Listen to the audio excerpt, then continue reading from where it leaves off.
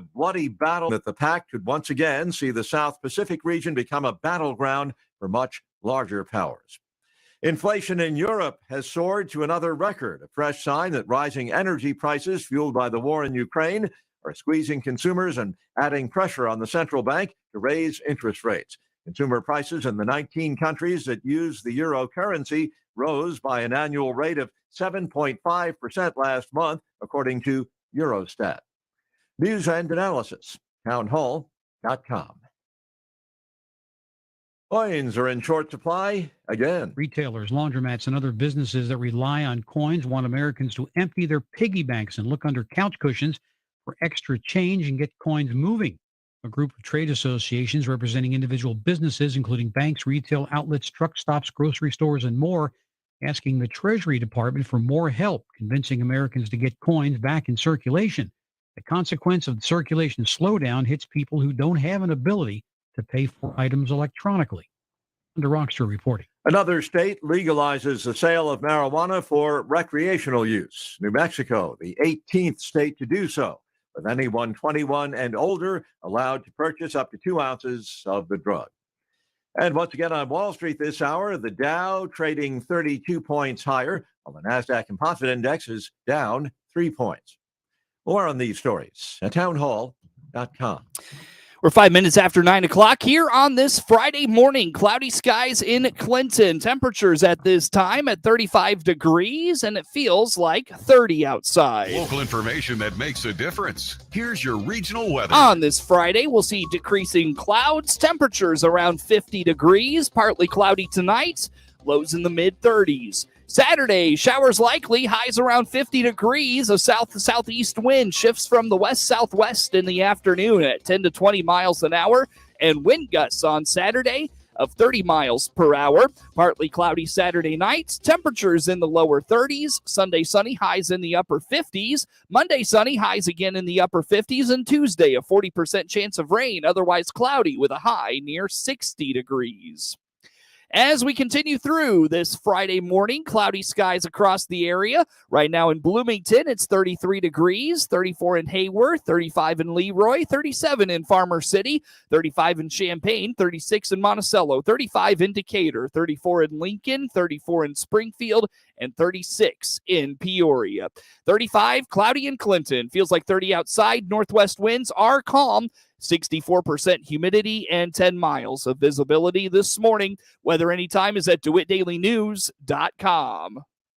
The DeWitt Piatt Bi-County Health Department encourages you to get vaccinated for the winter flu seasons ahead. Flu shots are available at both their Clinton and Monticello locations. Find out more by clicking their icon at DeWittDailyNews.com, funded by the Illinois Department of Public Health. DeWittDailyNews.com is the area's leading local news source 24 hours a day, 7 days a week. Get the latest local news, obituaries, police blotter, weather forecast, and more with no paywall. Head to DeWittDailyNews.com to get the local information you need to know. Ace is the place with the helpful hardware, folks. Why would you wander around a warehouse store looking for paint when you could just swing by your neighborhood Ace? In addition to Ace's award-winning service, we have top-rated paint brands. Plus, our color matching technology allows us to match any color. So stop wandering and start painting. Head to your neighborhood Ace today. This is Brad from Gibson Ace Hardware in Clinton, Illinois. Stop in to see us, the helpful place at 114 North Madison Street, Clinton. Hi there, from Ramey, daughter of Randy Miller and managing director at Run Deep Coaching. Do you ever feel like you lack purpose in your life or sometimes feel lost or stuck? Through my personal life and business coaching, we'll create long-lasting, meaningful change to help you grow from the inside out so that you can get to where you want to be in life. One of my clients said that my workshop content was very clear and gave her so much peace, guidance, and purpose in her life. And another client said, after a chat with Ramey, I feel as though my thoughts and feelings have been clearly understood. I'd love to work with you.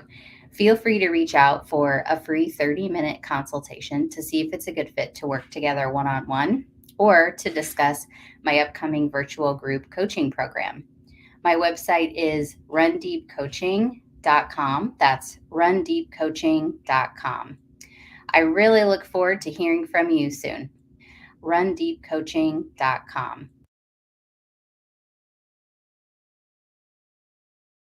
You're listening to The Morning Show, streamed by clicking the WHOW live icon at DeWittDailyNews.com. Top of the morning. Thanks for being with us. I'm your host today, Seth Lawrence. My guest in studio today is Ken Frye, director of the Scovill Zoo in Decatur. The morning show streams to Facebook and YouTube. It's brought to you by Peterson Insurance, your Pekin Insurance agent in Clinton.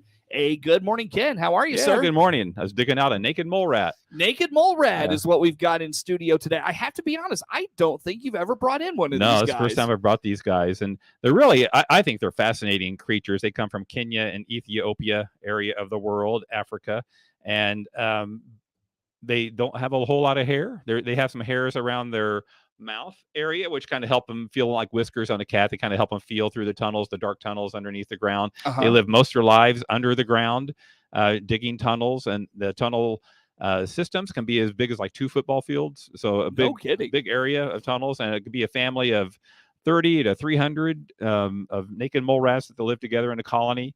And they're one of the few mammals that colonize, bats being the other one. And they will have a queen, and the queen will this one's moving around, just make sure I got it here. Yeah, that's fine. The queen is determined by the meanest and the baddest girl. So she makes all the other ones kind of submit to her, and if you're big enough and mean enough to fight through all the other girls, then you become the queen, and then she's the only one that will breed at that point. And so which I guess kind of makes the meanest and baddest trait come through the rest of the offspring then. Right. See. So a lot of diggers. So they'll have some that are diggers, some that are protectors of their colony, and mostly against snakes that are coming in. So they'll try to defend their colony against snakes. And now, how do they defend themselves against? Well, snakes? They got these really big teeth, in the front. So a lot of biting, and I would imagine the snake would win most of the contests, but just through.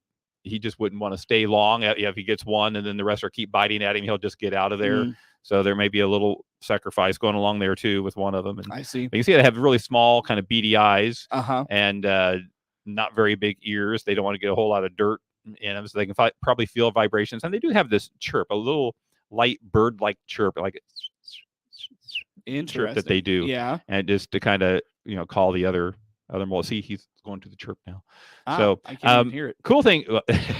A cool thing about the mole rats is they don't get cancer. So scientists are trying to figure out why don't mole rats get cancer, and they're studying them. They've tried to inject them with cancer, and none of the cancers will take in their bodies. And so it was very interesting why they don't get and they're still trying to learn that on why they don't get cancer.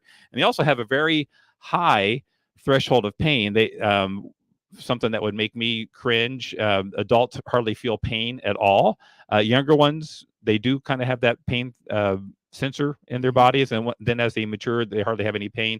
And you can see how wrinkly their skin is. It's very elastic skin, which helps them go through and back out of tunnels. So they're excellent at walking forward. They're excellent at walking backwards. They're excellent diggers.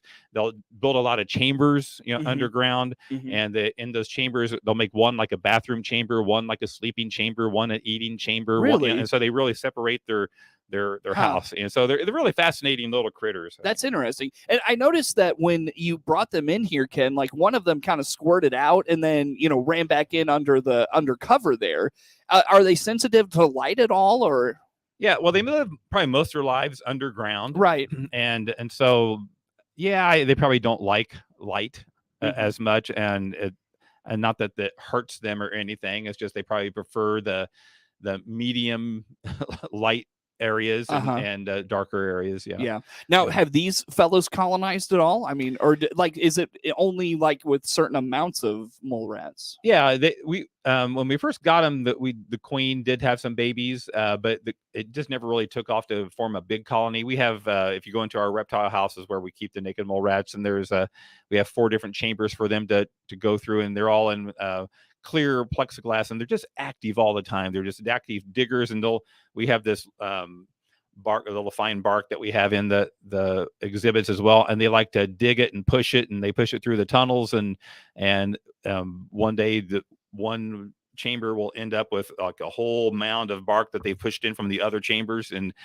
so you'll kind of move it back, and they're just always active pushing stuff around. So they're active little weird looking creatures. Do they like their eyes? Can they see well, or is it a lot of it like sensory? Like is that... I don't know totally for that answer, but I'm sure they can see movement because they can, and just light and dark and movement. Probably they can see some, and just enough to kind of know what's ahead of them, and if it's food or if it's another mole rat, they can probably tell the difference. So why bring these to the Scovill Zoo? Because they're interesting. I think they're just, there's a lot of different animals out there. Some are just strange little critters like naked mole rats, and some are iconic critters like a zebra that people know. And that's probably one of the first animals kids look at and see the black and white stripes and go, oh, a zebra. And so it's just kind of showing what else is out there in the world. There's a lot of weird critters, a lot of weird birds out there in the world, and we just had a chance to get a colony of these, and it fit into the space that we had. And how long have you had them? I had them 2013 or so. Oh, no kidding! So that long? Yeah. So we've had them for a while. Gotcha. What do kids say when you take them out and stuff? Like, yeah, we don't take them out too often. Oh, really? Yeah, they're usually just in the areas, and I think some kids. I was talking to a person the other day, and they said that's their daughter's favorite exhibit. She likes to go and just watch them move and push stuff around, and others are like, ew, and they move on. That was kind of my reaction this morning. Yeah, when I saw them, and everything in between. So some, and I'm going to go on a tangent here, but I think the Smithsonian Institute did a study on how long people stay at their reptile exhibits and mammal exhibits, and they actually had stopwatches, and they found out that like the bigger exhibits, like the bigger pythons, the bigger alligators, people were staying 18 to 20 seconds at those exhibits. The smaller exhibits with animals, the smaller snakes and geckos and things, they might stay 4 or 5 seconds, long enough to maybe see it and then move on, And so, and so I think once you go into a building, you probably have this finite amount of time that you plan to spend in this building, and let's go in here for a couple minutes and see what you can see. And so people don't spend a lot of time looking, but sometimes it just makes a connection with kids, and they want to sit down and watch them or stand there and watch them for longer because they're just fascinating critters to watch. Well, and it helps they're moving all the time. Yeah. When you come up on an exhibit and you're looking at a snake and it's just sitting there, you can read the thing about the snake and then you go. Yeah, because he's not doing anything. Yeah. But these guys are entertaining at least. Yeah. It's like a show. Yeah, a little bit. Yeah, and sometimes they're all sleeping at the same time. But but most of the time they're fairly busy. They're climbing on top of each other and stuff. Like, what's the deal with that? I think they're probably a little nervous being out of their colony, and just being together in a clump is a good thing. If they get cold, being naked, they can't really regulate their body temperature, or nearly naked, they're too well. So if it's hot outside, they might dig a little deeper and go find a chamber that's a little lower and is a little cooler there. If it's cold, they'll huddle together. And I'm sure like a nervous reaction here, maybe like today, there is a little cool outside. So maybe huddling for that, and maybe huddling for comfort as well. I see. Interesting stuff. How long do they live? And that's the other cool thing. Most rodents this size, like a mouse, would live maybe 4 years or so. These can live up to 30 years. Wow. So long lived, and they don't get cancer and they don't feel pain. So just very odd little rodents. That is interesting. Yeah, that those little tidbits. So that's now, when did they discover they don't get cancer? I don't know what the first impetus was when they were first studying the mole rat and what made them, when they're, after one dies and they dissect it and they find usually when we do necropsies, you'll find forms of cancer in our whatever rodents we have. And it was maybe just unusual that they didn't discover anything like that. And so, and then on studying more, they weren't finding it. And then it was like, wait a minute, this is really weird that we're not finding any cancer inside these things. So it probably at some point it just became, why aren't we finding it? And then they discovered that they really don't get it. So interesting. It would be. I did for the first person to really figure that out. It'd be interesting. Yeah. Why got them on that path? I might just look that up when we're done. Yeah. All right. I may too. Awesome. Yeah. Well, Ken, I'll tell you what. I look at the clock. We could use a break. We're a little ahead, but I want to start the conversation about opening up tomorrow. Yeah. We open tomorrow. Just real quick, tease that for us before we go to break. Opening day is tomorrow. We're seasonal zoo, and we opened up in early April, and tomorrow is our opening day. So Be a part of that. We'll talk about that Yeah. more next with Ken Frye, director of the Scovill Zoo in Decatur, our guest in studio today. The morning show streams to Facebook and YouTube. It's brought to you by Peterson Insurance, your Pekin Insurance agent in Clinton. More to come on the morning show.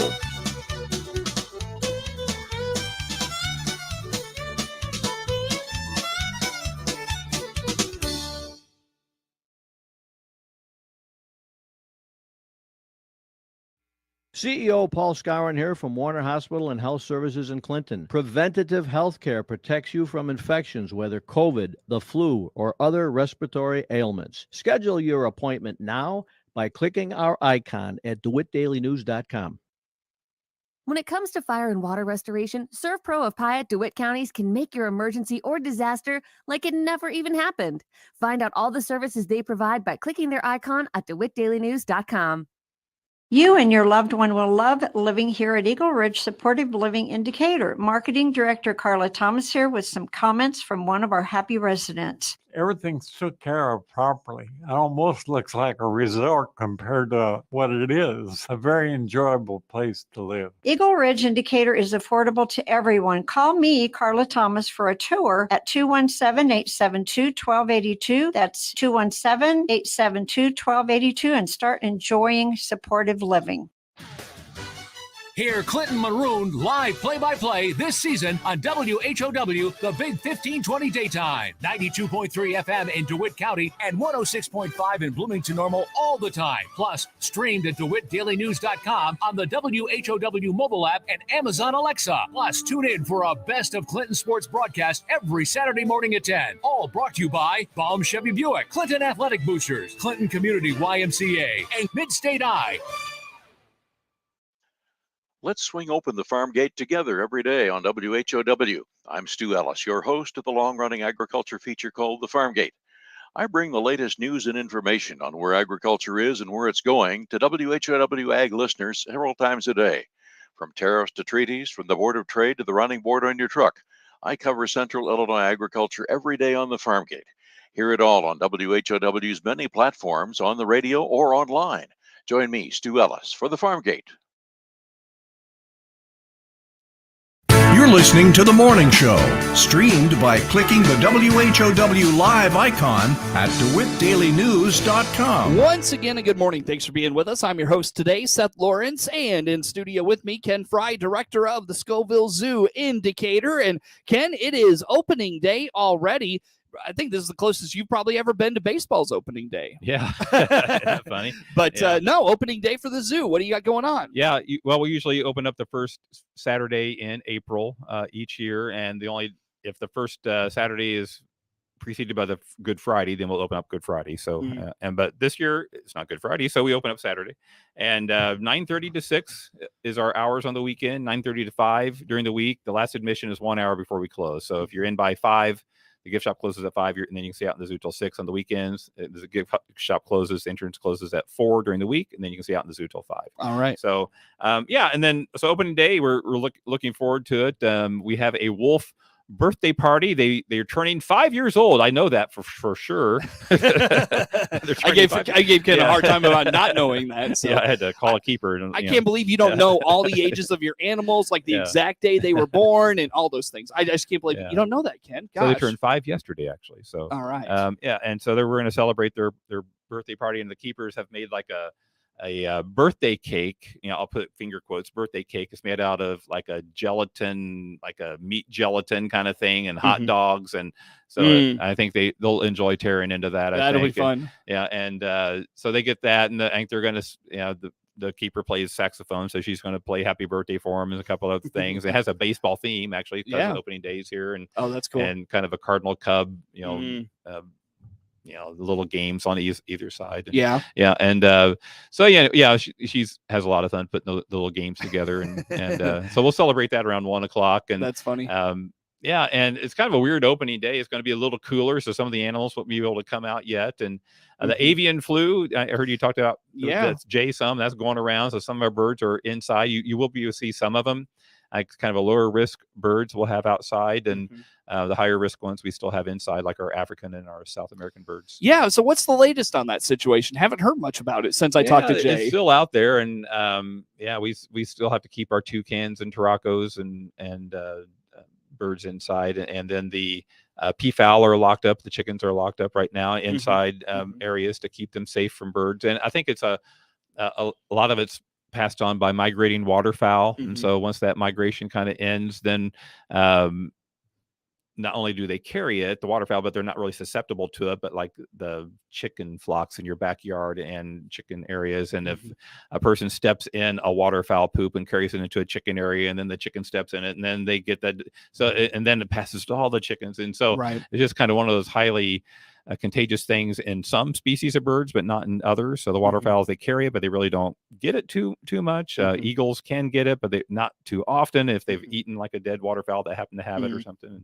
So anyway, we'll just kind of keep some of the pools dry this spring until we get the all clear that the migration's over and the threat's over, and heat also helps kill the virus as well. So once it warms up, it'll kind of dissipate as well. Tell me a little bit about what you've heard in terms of the latest with the situation. I mean, is it, I know we had the McLean County circumstance. Has there been much more beyond that? Not much. I haven't heard much in central Illinois area. I heard just it was either this week or last week, another chicken producer had to kill millions of their chickens because it kind of got into their area. And so some store shelves will be a little short on chicken and eggs, and so that's why chicken's so expensive. I went to the store the other day, bought some chicken. It was so expensive. Now that makes a lot more sense. Millions of birds had been killed. So if it gets into the flock, just a few of the birds, they have to kill the whole flock, just to eradicate that.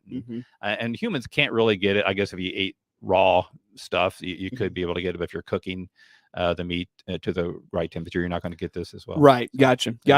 Very good. So back to opening day. What else is going on? What are we highlighting this year in terms of maybe new animals or things like that? What's going on? Yeah, this month we're going to do a critter egg hunt again, and that's going to be the day before Easter. So April 16th, we'll have a critter egg hunt at 1:30. We usually start the entertainment. Is that the Saturday there? Yeah. So 1:30, we're going to start entertainment, and then some heats, maybe spread out the egg hunt. We usually have everybody start right at 2:00, but I think when people start arriving, we'll just run them, and then another group gathers, we'll run them and do different heats and different age groups. We have it broken up to like a 2 and under section, a 3 to 5, and a professional division of 6 to 10-year-olds, off to the other side, and kind of spread them out that way. And we'll run some different heats, and the way we do it, we'll be giving out just various treat winning bags or winning baskets to, just arbitrarily certain kids will win them throughout the day. And then they'll turn in their empty eggs. They'll go collect empty eggs and turn them in for treat bags at the end. So gotcha. A lot of fun, like chocolates and sugary things and a bendy pencil and a quacking duck thing. And it's Easter. You got to load it up with candy. And the Children's Museum is donated to it as well. So it's in between us and the Children's Museum. And so it should be a lot of fun. Coming up, then we have Earth Day. I don't know how many planets have you lived on since you were born?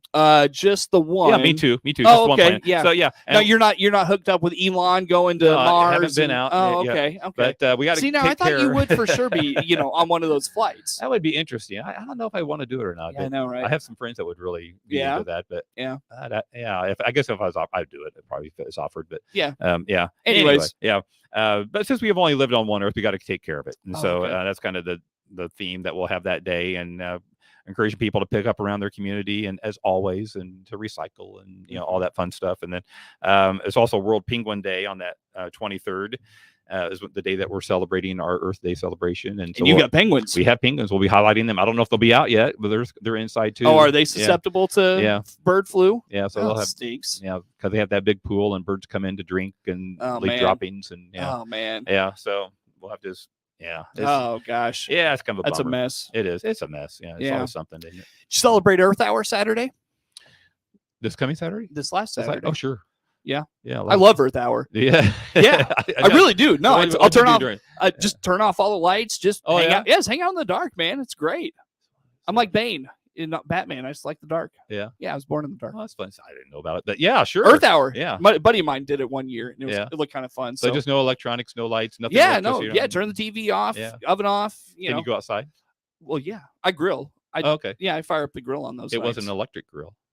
No. Okay, no, good. I only do charcoal. Is there any other way to grill? Other than No. Please, right? No, but yeah. So Earth Hour, it's a fun one. You should put that on your calendar. I will. Yeah. All right. We'll do it together now. next year. Anyways, anything else going on this year, Ken? You want to talk about? We opened up our camps in early March for people to sign up for, and they're mostly filled. That's the amazing thing. Most of the camps are filled, and there's a few 7 and 8 year old camps. The Zoo Kids has a few openings, like 4 of the 7 classes are filled. Did you do camps last year? We did. Yeah. Now, were they like partial capacity or? Well, they were. With the COVID restraints, like 10, like groups of 10 or 12 or something, whatever that was, we followed those rules, and our camps are capped at 10 anyway. So, so we were at underneath the threshold of the numbers. Well, the reason I asked, and I got to let you go in a second, but the reason I asked is just I feel like everything that comes back for this year is just going to be huge. If it wasn't like an outside event where you really didn't have to worry about capacity limits, things that are inside, I think are just going to be enormous this year when we don't have capacity limits. Yeah, and last year we had 99,600 people came to the zoo. We were real pleased with that number, and I think you're right. People are just ready to get back outside. I think they're still ready to come out this year. And you had restrictions on how many could be in. Did, so for some of the year. I wouldn't be surprised if you had a record year. I mean, I really wouldn't. Well, from your lips to whoever God's comes ears. to a zoo. Yeah, absolutely. Well, Ken, it's always good to catch you. How do folks learn more about opening day at the zoo and just the zoo in general? Yeah, ScovillZoo.com is our website, and we have a Facebook page at Scovill Zoo as well. You can find us there. We post updates there as well. And just come see us. Ken Frye, director of the Scovill Zoo in Decatur, our guest in studio. The morning show streams to Facebook and YouTube, brought to you by Peterson Insurance, your Pekin Insurance agent in Clinton. Network news on the way.